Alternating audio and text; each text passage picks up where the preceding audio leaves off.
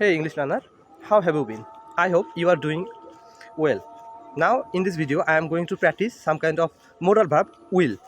And no, will হচ্ছে কোনো কিছু ভবিষ্যতে কোনো কিছু করব বোঝাতে বোঝায়। যেমন আমি যদি বলি যে আমি ইংলিশ শিখবো, আই উইল লার্ন ইংলিশ। আমি তোমাকে শেখাবো, আই উইল টিচ ইউ। আমি তোমাকে জানাবো, আই উইল ইনফর্ম ইউ। আমি তোমাকে পাঠাবো, আই উইল সেন্ড ইউ। সে আমাকে পাঠাবে, হি উইল সেন্ড মি। সে আমাকে খাওয়াবে, হি উইল ফিড মি। সে আমাকে দেখাবে, হি উইল শো মি। সে আমাকে ব্যবহার করবে, হি উইল ইউজ মি।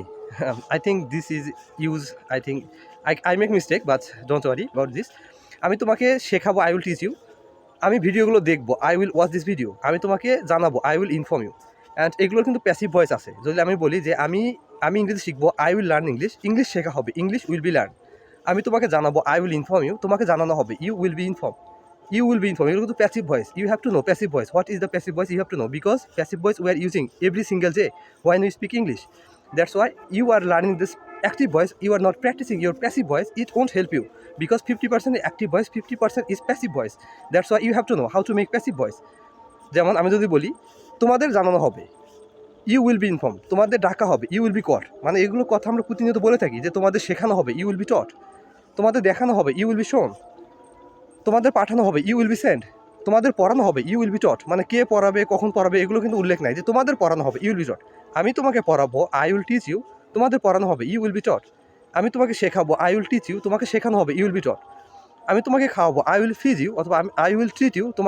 তোমাকে খাওয়ানো হবে, ইউ উইল বি ফ্যাট, অথবা তোমাদের ট্রিট দেওয়া হবে, ইউ উইল বি ট্রিট। আমি তোমাকে দেখাবো, আই উইল শো ইউ। তোমাকে দেখানো হবে, ইউ উইল বি শোন।